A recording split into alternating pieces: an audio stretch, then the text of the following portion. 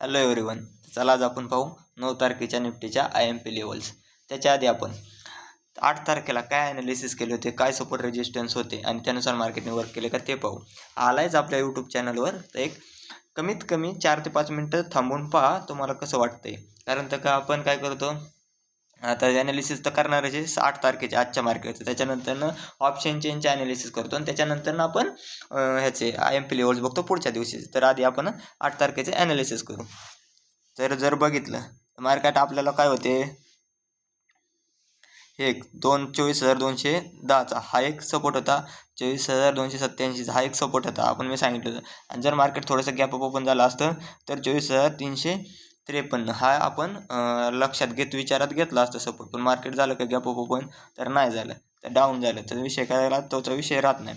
तर राहिला कुठं मार्केट काय केलं, गॅप डाऊन ओपन झालं ह्याच्या आसपास, कुठं 24,287च्या खाली इथं आलं. इथून रिजेक्शन घेतलं 24,287ला मार्केटने, बरोबर आहे. रिजेक्शन घेतलं आणि तिथून मार्केट नेक्स्ट टार्गेटला गेलं 24,210ला. पण मार्केटली ना इथं रिजेक्शन स्ट्रॉंग होतं, त्याच्यामुळे इथं एंट्रीला वेळ भेटलाच नाही. जर एखाद्याने कोणी घेतलं असेल तर इथून जवळजवळ एक 40 ते 50 पॉईंट होतं, ते कॅप्चर करता आले असतील. जर त्याच्यानंतर मार्केटने इथून एक रिजेक्शन घेत नाही, इथून एक एंट्री होती. आपलं टार्गेट होतं 24,287. मार्केट तिथपर्यंत गेलं, बरोबर आहे. तिथपर्यंत गेलं. त्याच्यानंतर मार्केटने थोडं सस्टेन झाल्याच्या नंतरनं आपण काय 24,210पर्यंतच तुम्हाला सपोर्ट सांगितले होते मी. मला एक्सपेक्ट नव्हतं की मार्केट जास्त डाऊन जाईल म्हणून. पण त्याच्यानंतरनं पण मार्केटला खालच्या साईडला सपोर्ट होता 24,067चा, हा वाला 24,067चा. मार्केटने काय केलं, 24,210 ब्रेक केलं. त्याच्यानंतरनं थोडं इथं सस्टेन केलं आणि स्ट्रॉंगली डाऊन साईडला आलं 24,267ला. डायरेक्ट 24,267 ब्रेक केलं आणि मार्केट अजून पण डाऊन साईडला गेलं. आणि जर डाऊन साईडला गेलं तर मार्केटला त्याला खाली डाऊन साईडला होता पहिला सपोर्ट 24,905चा. त्याच्या आसपास थोडंसं मार्केट सस्टेन झालं, 24,905ला सस्टेन झालं. त्याच्यानंतर अजून एक सपोर्ट होता 23,810चा, त्याला आलं. तिथून रिजेक्शन घेतलं मार्केट, परत 23,905च्या आसपास येऊन क्लोजिंग भेटली. हे होते मार्केटचं ॲनालिसिस आजचं. त्याच्यानंतर ना आता जर आपण पाहू 9 तारखेच्या थोड्या IMP लेवल्स. त्याच्या आधी आपण थोडेसे हे पाहू, ऑप्शन चेनचा थोडा अभ्यास करू. आता ऑप्शन चेनवर जर आलो आपण, ऑप्शन चेनमध्ये काय चाललं आहे आपल्याला समजतं. आता जर आपण कॉल साईड बघितली, change in Y positive, change in price negative, म्हणजे इथं काय चालली, कॉल रायटिंग चालली, स्ट्रॉंग कॉल रायटिंग चालली. म्हणजे यांना काय राहायचं, मार्केट अजून पण डाऊन साईडलाच न्यायचं. आणि इकडे जर बघितलं तर चेंज इन वाय कुठं निगेटिव्ह आहे, कुठं पॉझिटिव्ह आहे. आणि इथं जर बघितलं तर already out of the money positive म्हणजे पुट बाईंग चालली, स्ट्रॉंग पुट बाईंग चालली.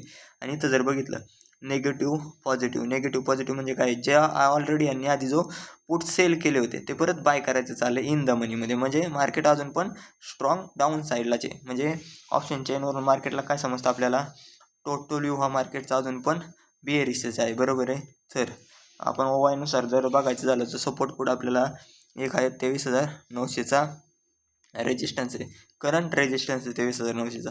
त्याच्यानंतर जर बघितलं, कारण 23,900च्या खाली मार्केट क्लोजिंग आहे मला हा रेजिस्टन्स झाला, बरोबर आहे. त्याच्यानंतर जर बघायचं झालं सपोर्ट कुठे आहे आपल्याला, करंट सपोर्ट. त्याच्यानंतरनं एक 23,800च्या आसपास हे जर 2 सपोर्ट आहेत. त्याच्यानंतरनं पण बघायचं झालं तर 23,700. आणि जर रेजिस्टन्स बघायचं झालं मार्केटला आपल्याला तर एक 24,000 एक स्ट्रॉंग रेजिस्टन्स आहे. आणि त्याच्यानंतरनं 24,100 हा एक रेजिस्टन्स आहे, बरोबर आहे. तर आता आपण येऊ लेवल्सवर, चार्टवर IMP लेवल्स बघू आपण. मार्केटचा व्यू आपला काय हा, टोटल बेरिश व्यू आहे, बरोबर आहे. जर मार्केट फ्लॅट ओपन होत असेल आणि 23,919 ही जी जर लिक्विडिटी घेत असेल तर मार्केट सरळ डाऊन जाणार, एवढं लक्षात ठेवा. मग मार्केटला तिथून जर मार्केटला डाऊन आलं तर मार्केटला सपोर्ट कुठला आहे पहिला, 23,785. हा पण जर ब्रेक केला तर 23,645. हा पण जर ब्रेक केला तर मार्केटला अजून एक सपोर्ट आहे 23,523. आणि हा पण जरी ब्रेक केला 23,348 असे हे सपोर्ट आहेत. कारण आजचा मूव बघून मी तुम्हाला 2 सपोर्ट जास्त सांगितलेले आहेत.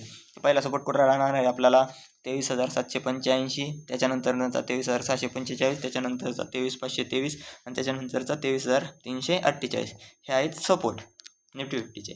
त्याच्यानंतर जर बघितलं तर रेजिस्टन्सचा विचार केला, मार्केटला रेजिस्टन्सचा पहिला रेजिस्टन्स आहे करंट रेजिस्टन्स 24,919. याच्यावर जर सस्टेन करत असेल तर मार्केट ट्राय करणार 24,090च्या आसपास जाण्याचा. त्याच्यानंतर हा पण ब्रेक केला तर 24,230 आणि हा पण ब्रेक केला तर 24,300.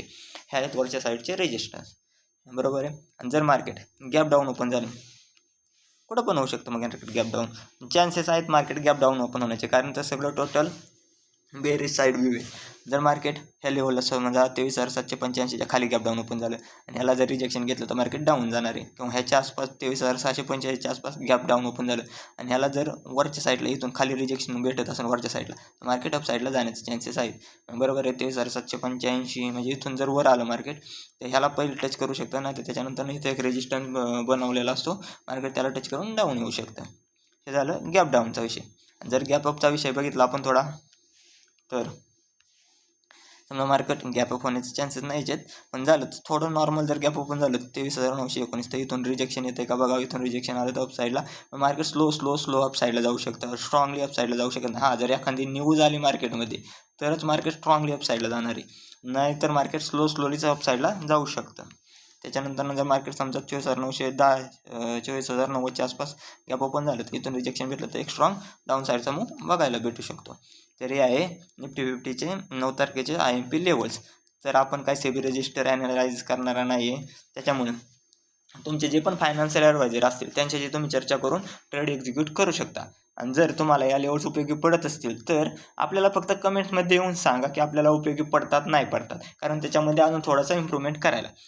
चला, तर तुम्ही तुमचा थोडा वेळ दिल्याबद्दल धन्यवाद.